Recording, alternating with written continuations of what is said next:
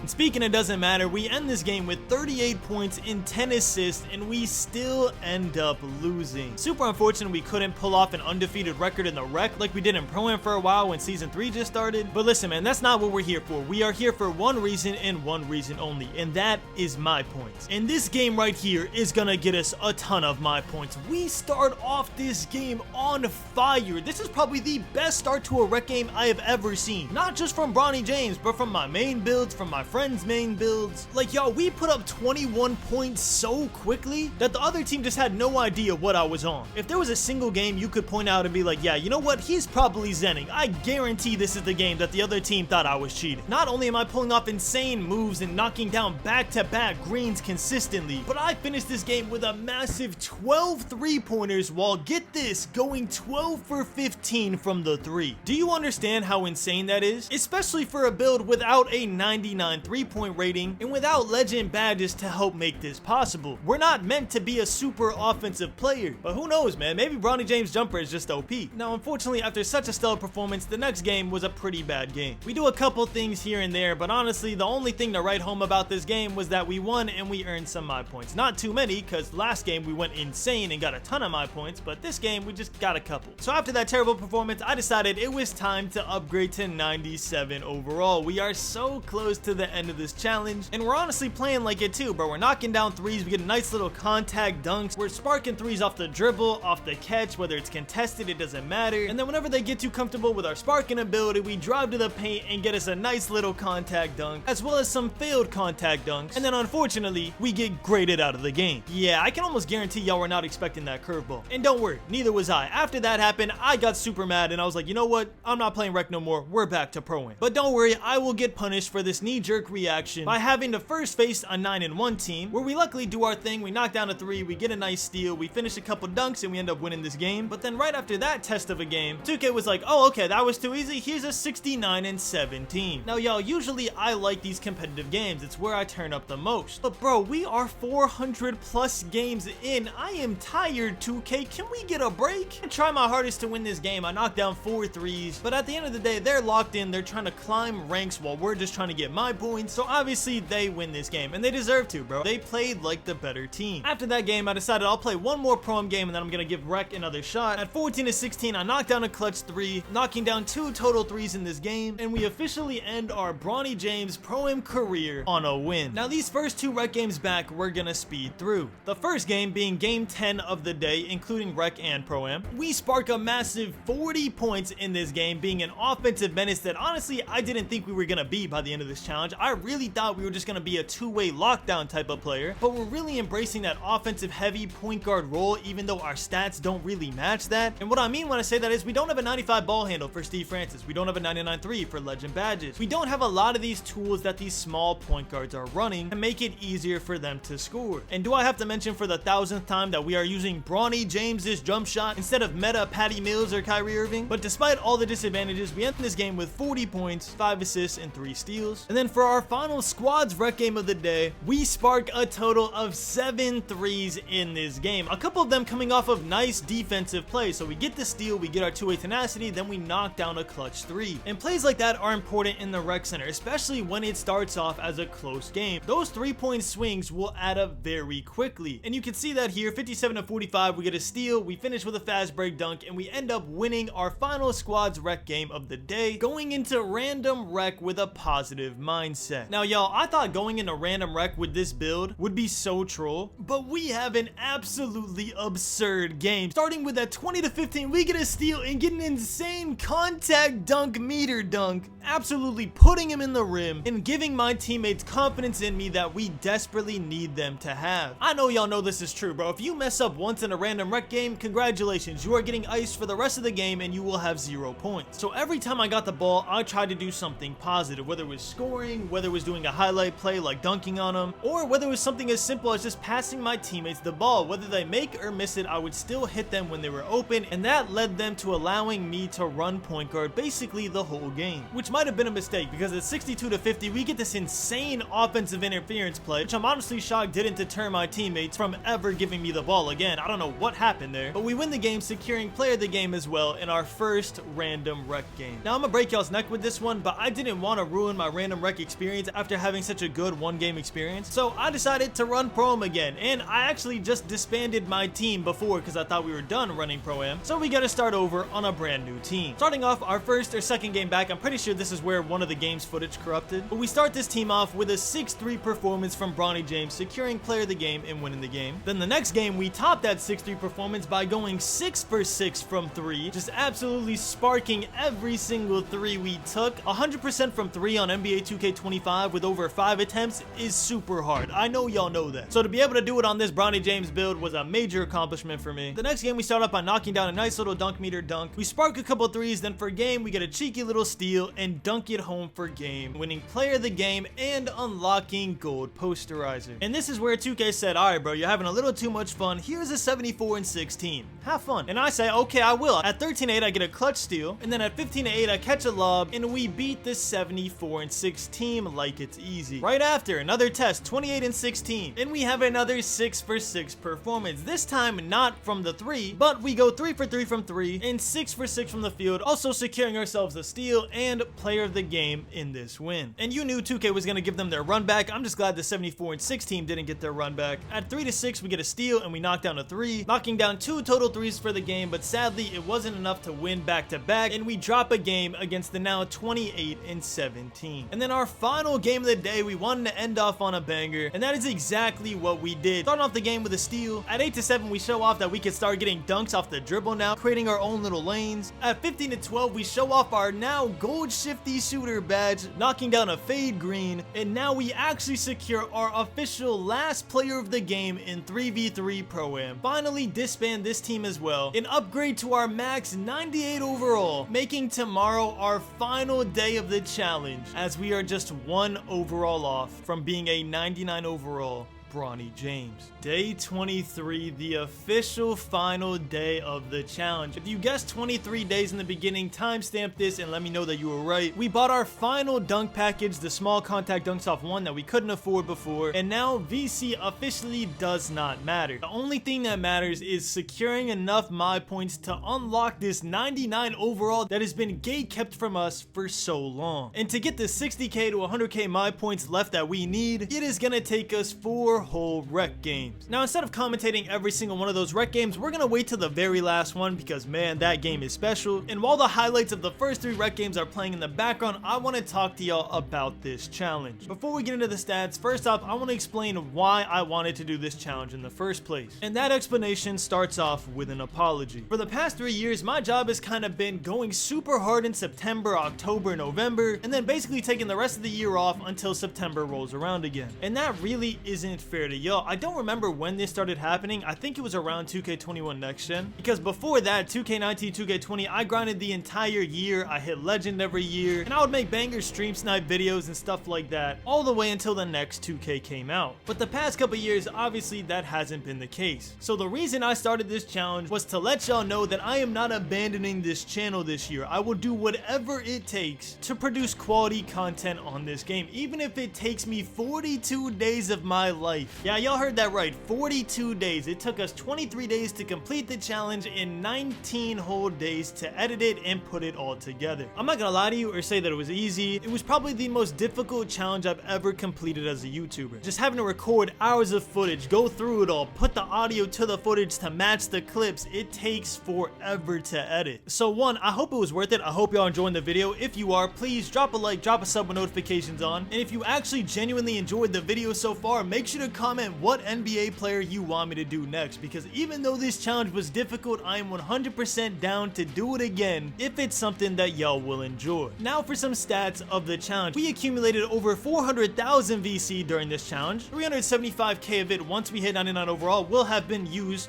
strictly towards our overall, and then the 25k plus was used on animations. We didn't buy boosts a single time in this challenge. The only time we got boost was if we got it off the wheel, and we played over 450 combined games across all game modes to hit 99 overall, a majority of that being in Pro-Am 3v3 with over 300 games played. So just in case y'all are planning on doing a 60 to 99 overall challenge, that is the effort it's gonna take to finish it. And speaking of finishing it, after a 38 point and 16 assist performance, we are officially at the final game of the challenge, and what a final game it was. This was a masterclass point guard game. We started this game off with 4 threes and 2 steals in the first quarter alone, just knocking down shot after shot, pressing ball handlers, getting in lanes, doing everything that we wanted this build to do way back when we were a 60 overall. In the second quarter, we come out on our Chris Paul vibe, just dishing mad assists, getting our team involved involved, making sure everyone's happy like a true point guard should. Obviously, we win player of the half. Who else was it gonna be? And in true poetic fashion, Bronny James has the ball. The clock is ticking down. The game is on the line. And we knock down a game-winning three with Bronny James Jr. to not only secure this overtime win in the rec center, but also getting enough mod points from this game to upgrade and unlock 99 overall with no money spent and no my career games played. The journey was a long one. It was fun at times, it was stressful at times, but we have officially taken our 60 overall Bronny James build with no badges to a maxed out 99 overall build while using Bronny James IRL jump shot the entire time. Thank y'all so much for watching this movie. I know this was a super long video, so if you made it to the end, spam Simply Squad in all caps. That'll be our code word so I know who made it. But anyways, y'all, thank you so much for watching. I love you all, and as always, keep grinding. Ballin',